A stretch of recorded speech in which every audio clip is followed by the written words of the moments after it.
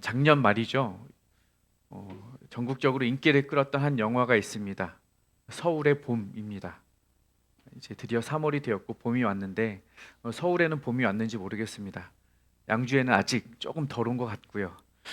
그런데 서울의 봄을 보면요, 저는 사실 영화를 안 봤습니다. 안 봤지만 우리가 그 역사적 배경과 사실을 알고 있기 때문에 제가 말씀을 드릴 수 있는데 어, 영화의 주인공이었던 그 전두광 씨입니다. 전두광 씨는 권력의 맛을 보았고 권력에 탐욕을 내었고 그래서 더욱 큰 권력을 탐하게 되면서 벌어지는 사건들입니다. 우리가 그 실존 인물을 보아서 알고 있지만 그 인물 또한 그 권력을 탐하다가 마지막까지 그것을 손에서 놓지 못하고 세상을 떠나게 되는 것을 보게 됩니다. 여러분, 권력이라는 것이 그런 것 같습니다. 저는 아직 손에 쥐어보지 않아서 잘은 모르겠지만 많은 이들이 그렇더라고요.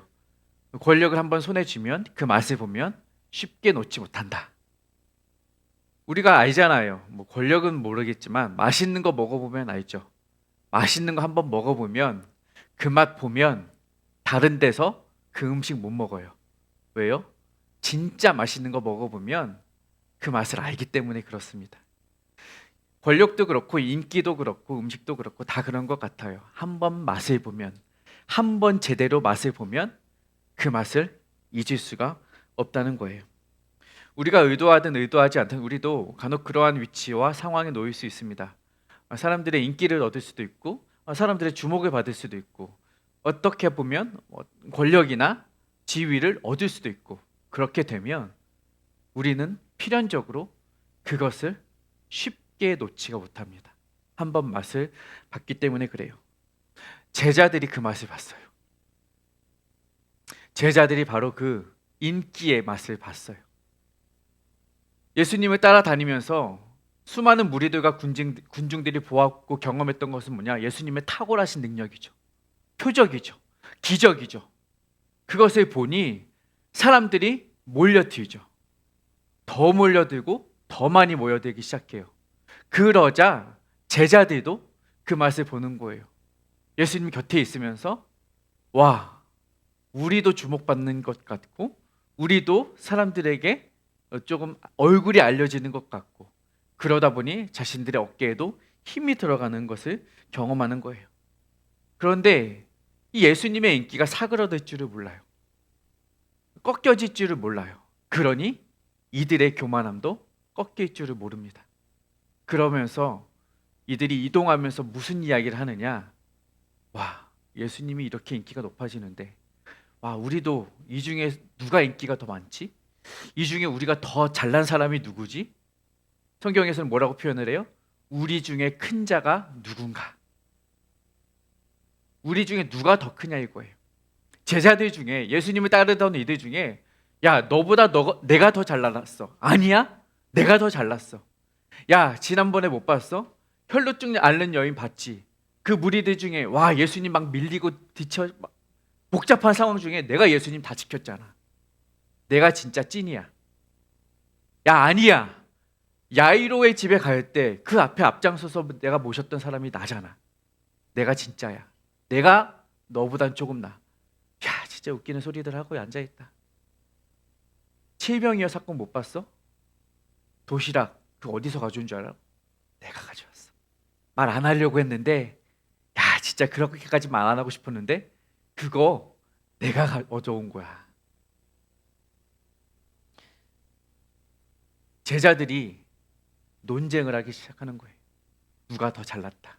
누가 더 크다. 예수님이 그 이야기를 들으셨죠. 그리고 물으시는 거예요. 야, 너희들 아까 보니까 뭐라고 그렇게 열띤 토의를 하던데 무슨 얘기한 거냐? 근데 제자들이 선뜻 대답을 해요? 아니요. 바로 대답을 못 해요. 성경 보니까 머뭇머뭇거렸어요. 자신들도 아는 거죠. 창피한 걸. 그런 얘기하는 게 예수님 앞에 부끄럽다는 걸 그들도 알았던 거예요. 예수님 앞에서 누가 더 크냐 자랑하는 게 참 할 말이 아니었다는 것을 아는 거죠. 예수님이 말씀하셔요.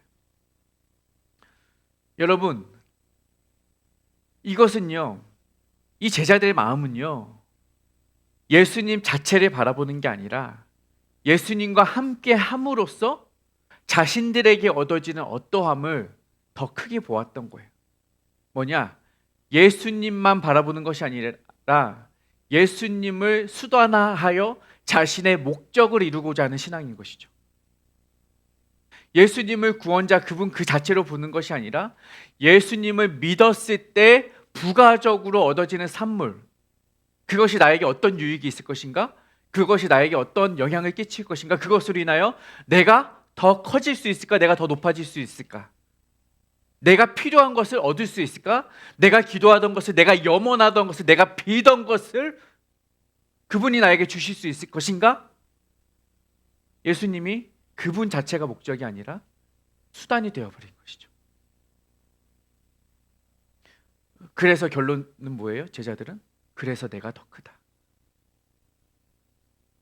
그런데 여러분, 오늘 본문에서 예수님은요, 제자들에게 다른 메시지를 주셔요. 그것은 뭐냐? 너희들이 누리려 했던, 너희들이 가지려 했던, 너희들이 차지하려 했던 그 높아진 그 자리, 그 첫째 자리, 그 자리를 포기하라 라고 예수님은 우리에게 말씀해 주십니다. 여러분, 내가 쌓아 올린 명성과 인기를 포기하는 것이 쉽습니까? 어렵죠. 당연히 어렵습니다. 그런데 예수님은 그분이 보여주신 행동과 선택으로 제자들에게 어떠한 가르침을 주셔요. 뭐냐? 너희들이 가지려 했던 그 명성과 인기를 포기하라는 거예요. 그것을 가르쳐 주시기 위해서 예수님이 하셨던 행동 하나는 뭐냐? 30절에 이렇게 쓰여 있습니다. 그곳을 떠나 갈릴리 가운데로 가실세. 예수님은요, 그곳을 떠나셨어요. 여러분, 그곳을 떠났다는 게 어떤 의미입니까? 그곳은 어디냐? 갈릴리라는 지역을 떠나신 거예요. 처음에 사역을 하셨던 그 지역을 떠나서 갈릴리를 지나서 어디로 가시냐? 가버나움으로 가셔요. 사실 뭐 갈릴리나 가버나움이나 이 지역은 다 예수님이 3년의 공생의 활동을 하셨던 지역이에요. 그럼 거기서 뭐 하셨어요? 우리가 지금까지 마가복음에서 쭉 살펴보았던 이야기들, 행동의 복음 속에서 나타난 예수님이 하셨던 행동들, 기적들, 이적들, 표적들, 사람들을 살리시고 병을 고치시고 귀신을 쫓아내시고 무리를 먹이시던 그 놀라우신 하나님의 일들을 하셨던 지역이에요. 그래서 그곳에는 예수님을 따르던 무리들이 많았죠. 그곳에는 예수님의 영향력이 컸죠. 그곳에는 예수님의 팬덤이 강력하게 형성되어 있었습니다.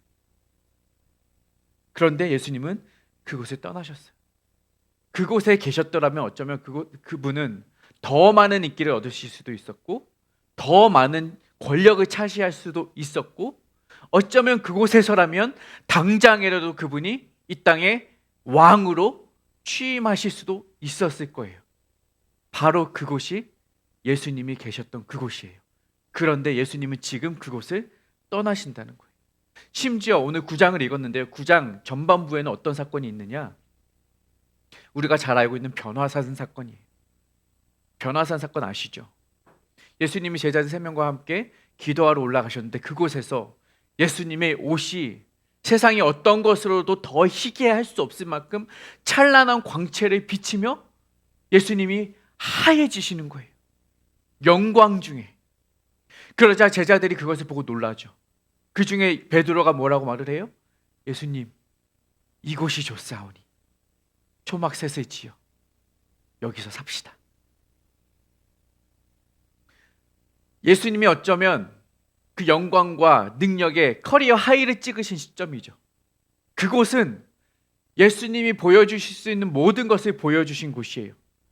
그곳은 인기의 절정이었고, 그곳은 예수님의 사역의 절정이었고, 그곳은 예수님에게 더 많은 무언가가 보장된 자리였습니다. 그곳은. 그런데 그곳을 떠나셨다는 거예요. 제자들은 예수님이 그곳을 떠나신 이유를 이해했어야 해요. 그런데 제자들은 모르죠. 이해하지를 못합니다. 알지를 못합니다. 오히려 그곳에서 초막셋을 지어 더 머물고 싶어하고 그곳에서 안정을 누리고 싶어합니다.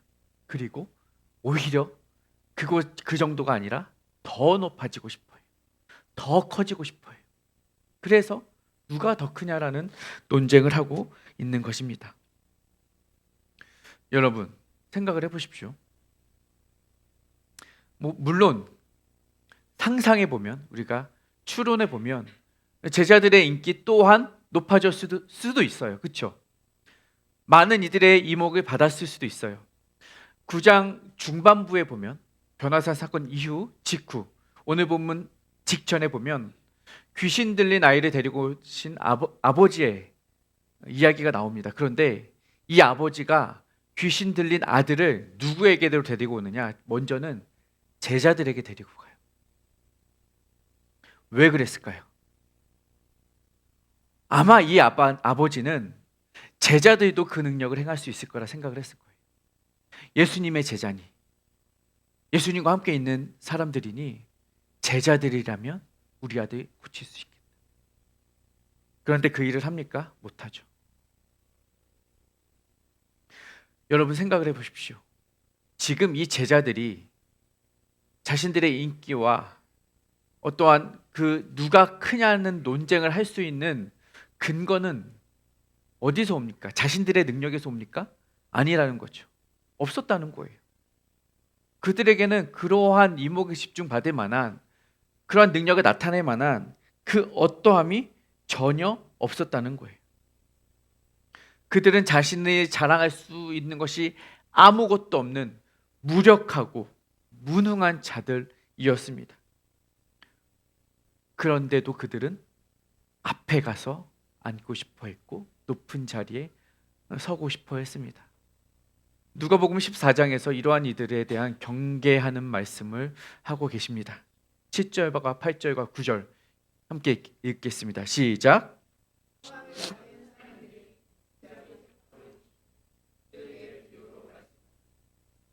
내가 누구에게나 혼인잔치에 청함을 받았을 때 높은 자리에 앉지 말라.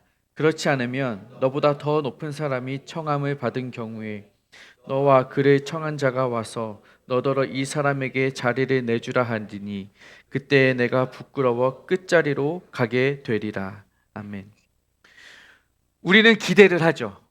내가 이 정도 되면 나도 이 정도 대우 받아도 될 것 같고, 이 정도 대접 좀 받아도 될 것 같고, 이 정도 인정 좀 받아도 될 것 같고, 이 정도 칭찬 좀 받아도 될 것 같고, 나도 좀 높은 자리에, 앞자리에, 눈에 띄는 자리에 앉아도 될 것 같아요. 나 이제 R석 아니어도 될 것 같고, S석 정도? 아니야, VIP 나 정도면 괜찮아 라는 기대를 하죠. 그러고 싶어 합니다. 그런데 아닙니다. 우리가 그럴 수 있는 이유는, 우리가 그렇게 인정받을 수 있는 단 하나의 이유가 조그만 것이라도 있다면 그것은 우리의 어떠함 때문이 아니라 우리가 함께 계시는 예수님 때문입니다. 내 노력, 내 공로, 내 자랑이 아니라는 거예요. 우리는 어느 누구도 자랑할 것이 없습니다. 여러분, 제가 어제는 외부 사역을 조금 잠깐 나갔다 왔습니다. 알바 좀 하고 왔어요. 다른 교회에서 강의 요청이 있어서 교사 세미나에 잠깐 다녀왔는데요. 서울 구로에 있었습니다. 오랜만에 서울 구경했어요. 동부간선 타고, 내부순환 타고, 서부간선 타고. 제가 목동에서 사역할 때 가던 길을 그대로 가더라고요. 그러면서 목동에서 사역했던 기억도 나고, 오다 보니까 또 길이 또 이상하게 안내를 해서 또 동부간선 아니고 강변북로로 해서 이렇게 오는데, 그 전에 용산을 지나오더라고요. 용산에 또 제가 사역했던 교회 앞을 또 지나갔잖아요. 교회 잘 있네 인사하고 왔어요. 어쨌든 알바하러 간 것이기 때문에 열심히 했어요. 그 김성근 감독님이 하셨던 명언이 있죠. 돈 받으면 프로다. 돈을 받았기 때문에 열심히 했습니다. 열심히 했더니 선생님들도 많이 좋아해 주시고 재밌었어요. 은혜로웠어요. 유익했어요. 이런 얘기를 해주시는 거예요. 제 어깨가 올라가요, 안 올라가요? 겸손한 척했지만 그래, 나 자신 잘했어 이러고 왔습니다. 그런 과거 생각이 나더라고요. 저를 초대해 준 사역자가 이제 저와 함께 파이디온에서 사역했던 후배 사역자인데 저를 막 이제 추켜 세우면서 칭찬을 하면서 소개를 하더라고요. 사실 그럴 만한 깜은 아닌데 여러분도 보셔서 아시지만 뭐 제가 그럴 만한 깜은 아닌데 막 그렇게 칭찬을 해주는 거예요. 파이디온에서 뭔 사역을 했고 뭘 했고 그러면서 또 이제 순간 파노라마처럼 옛날에 제가 했던 사역이 막 지나가요.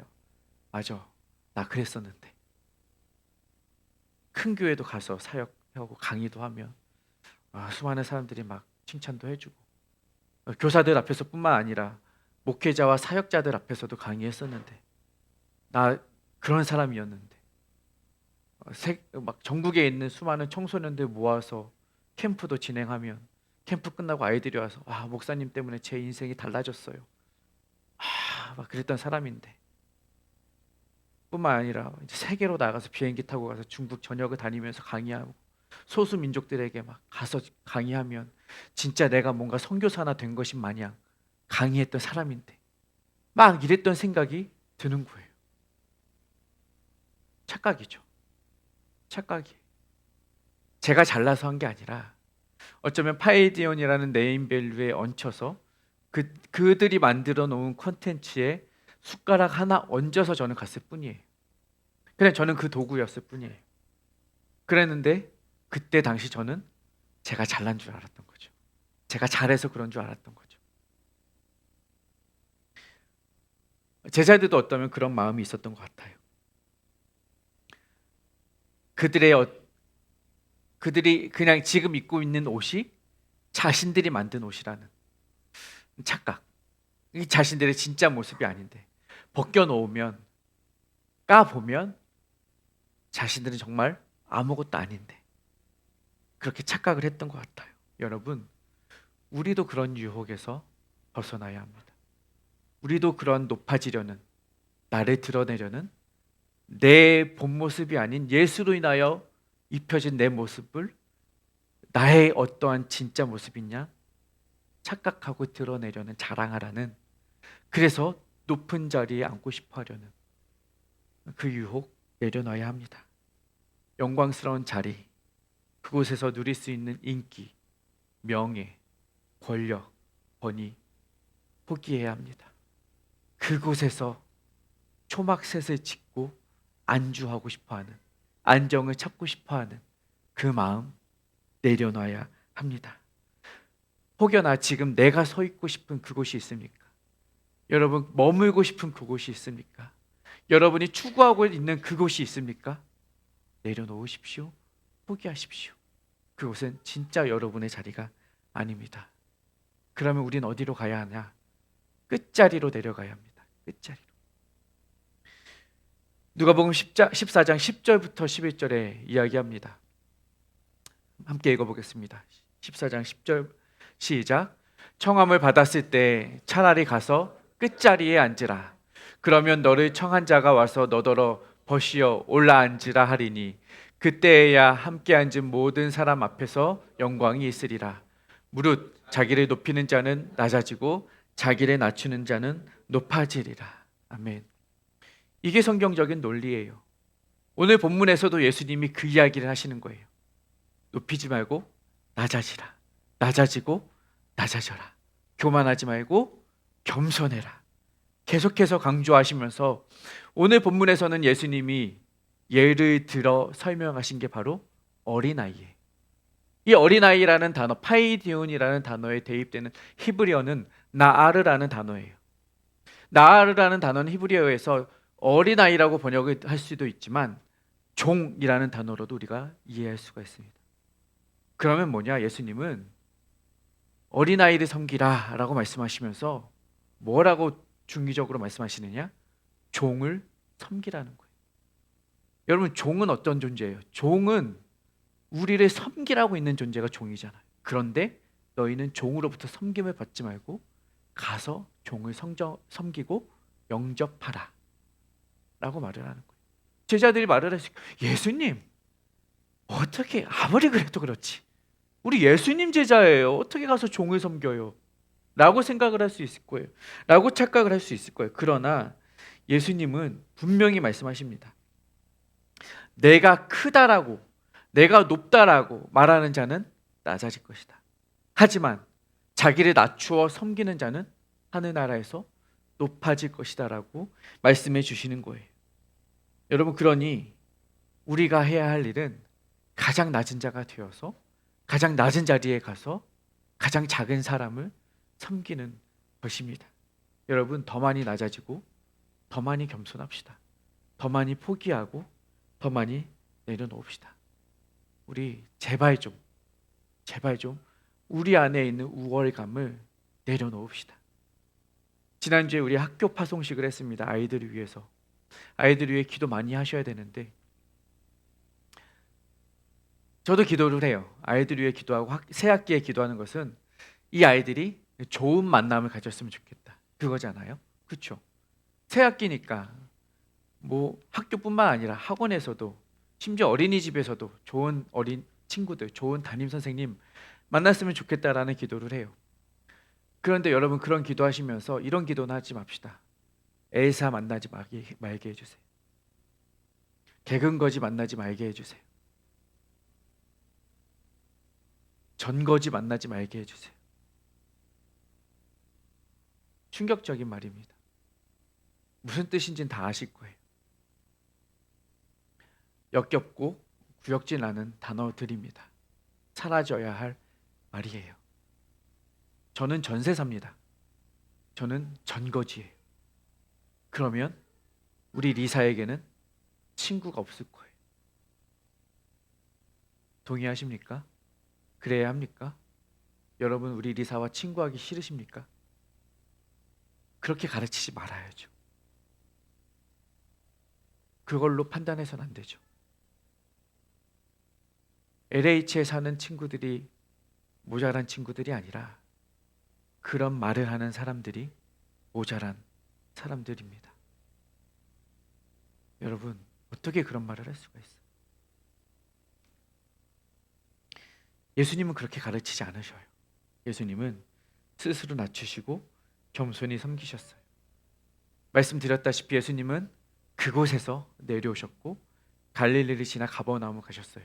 그러나 예수님의 목적지는 가버나움도 아니셨어요. 사실은 어디로 가셨느냐? 예루살렘으로 가십니다. 마가복음은 1장부터 8장으로 기록되어 나눠져 있고 9장부터 16장 반절 나눠져 있다고 말씀드렸어요. 1장부터 8장은 예수님의 행동의 복음입니다. 예수님이 이루셨던 놀라우신 표적과 기적의 사건들을 보여주셔요. 영광과 승리의 이야기죠. 그런데 9장부터 16장은 어떤 이야기냐? 고난의 이야기예요. 이제 예수님은 고난의 길로 들어가십니다. 그 시작이 오늘 9장이에요. 예루살렘으로 가시기 직전의 이야기 9장. 예수님은 고난을 향해 가십니다. 갈릴리가 아니라 고난의 길, 십자가의 길을 향해 가십니다. 예수님은 스스로 종이 되셨다는 거예요. 예수님의 종이었던 우리를 위하여 그분이 더 낮은 종의 모습으로 섬기셨고 십자가의 죽으심으로 종의 본을 보이셨다는 것입니다. 낮아질 대로 낮아지시는 거예요. 오늘 본문에서 그러나 예수님은 그 낮아짐이 끝이 아니라고 말씀하십니다. 또 인자가 사람들의 손에 넘겨져 죽임을 당하고 죽은 지 3일 만에 살아나리라는 것을 말씀하셨습니다. 3일 만에 살아나리라. 예수님은 고난 중에, 십자가 중에 골고다 길을 걸으시면서 낮아질 대로 낮아지셨지만, 그러나 성부 하나님은 낮아지신 예수 그리스도를 그냥 그곳에 내버려 두지 아니하시고 3일 만에 살려내셨습니다.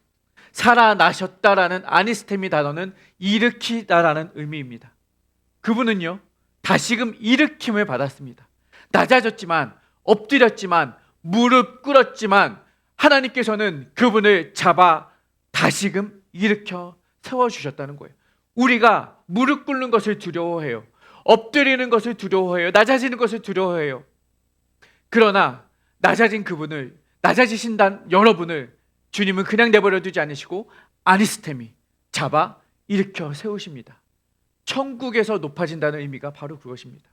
하나님 나라에서 높은 자라는 게 바로 그 의미입니다. 우리가 낮추면 주님은 우리를 높여 주신다는 의미예요. 여러분, 우리는 이 땅을 바라보며 살지 않잖아요. 그것을 기억합시다. 낮아짐 없이는 높아짐도 없습니다. 십자가 없이는 영광도 없다는 말씀이에요. 바로 그 말씀을 기억하시면서 오늘 하루 또 더 겸손하게 더 낮아지는 연습을 하시는 여러분이 되시기 바랍니다. 그러나 그럼에도 불구하고 높은 자리를 포기하는 것도 낮은 자리로 내려가는 것도 어려운 것은 사실입니다. 그렇다면 이 일이 가능하게 할 수 있는 이유와 동력은 무엇이냐? 사실 이 일은 예수님에게도 어려운 일이었어요. 예수님도 고난 앞에서 주여 할 만하시거든 이 잔을 내게서 옮기시옵소서. 하고 싶지 않은 일이에요. 그러나 그것이 가능했던 한 가지 이유가 있다면 그것은 바로 사명입니다. 예수님을 그 자리로 옮기실 수 있었던 중요한 요인은 바로 무엇이라고요? 사명. 그분은 사명 때문에 여기 내려가신 거예요. 예수님이 이 땅에 오신 이유는 그곳에서 많은 사람들의 환희와 찬양과 박수갈채를 받기 위해 오신 것이 아니라고요. 예수님은 박수를 받기 위해 오신 것이 아니라 고난을 받기 위해 이 땅에 오셨습니다. 예수님이 있어야 할 곳은 그곳이 아니라 십자가였기 때문에 가신 거예요. 즐거워서 행복해서 아니요. 사명 때문에. 인류 구원, 죄 지은 인간들을 구원하시기 위한 사명 때문에 가셨다는 거예요. 우리도 마찬가지예요. 인간적으로는 그곳에 머무르고 싶죠. 낮은 자리에 가고 싶지 않죠. 그러나 우리가 그래야 할 단 하나의 이유가 있다면 그것이 우리의 사명이기 때문에 그렇습니다. 예수님이 그렇게 사셨고 예수님이 우리에게 그렇게 살라고 명령하시니 우리는 가는 거예요. 예수님이 실제로 그렇게 사시면서 내가 너희에게 했던 것처럼 너희도 하라. 발을 씻기시면서 말씀하시잖아요. 우리가 겸손해야 할 이유가 있다면 그것입니다. 예수님이 우리에게 보여주셨고 우리에게 명령하셨기 때문에 우리에게 또한 그것이 사명으로 주어졌기 때문에 가는 것입니다. 인간적인 마음으로는 하고 싶지 않지만 그 인간적인 마음을 쳐서 복종시키고 주님 십자가 앞에 내려놓고 우리는 그 십자가를 지는 거예요. 안주하고 싶습니다. 여기가 좋사오니 머물고 싶을 때도 있을 것입니다. 그러나 그때 기억해야 할 것은 바로 사명입니다. 우리가 올 한 해 계속해서 사명 이야기를 반복하고 있습니다. 나의 달려갈 길과 주 예수께 받은 사명, 곧 하나님의 은혜의 복음을 증언하는 일을 마치려 하면은 나의 생명조차 조금 더 귀한 것으로 여기지 아니하노라. 사명은 좋지만 마지막 단락이 마음에 걸려요. 생명조차 조금 더 귀한 것으로 여기지 않기에는 내 생명이 너무 아깝거든요. 내 성공이 너무 아깝거든요. 내가 지금까지 이룬 것이 너무 아깝거든요. 그러나 사명 앞에서 주님은 우리에게 강력하게 권면하십니다. 너가 있어야 할 자리가 어디냐? 너가 해야 할 역할이 무엇이냐? 너가 감당해야 될 책임이 무엇이냐? 그것이 있다면 그곳으로 가라. 거기에 머무르지 말고 여기로 가라. 오늘 우리에게 주시는 하나님의 음성을 마음속 깊이 새기시기 바랍니다. 우리가 머무르려 했던 그곳을 포기하시고 주님이 가라 하시는 더 낮은 끝자리로 내려갑시다. 그곳으로 가기 위하여서 우리 마음속에 다시금 사명을 되새기시고 그 사명 가운데 힘과 동력과 은혜를 누리시기를 축복합니다.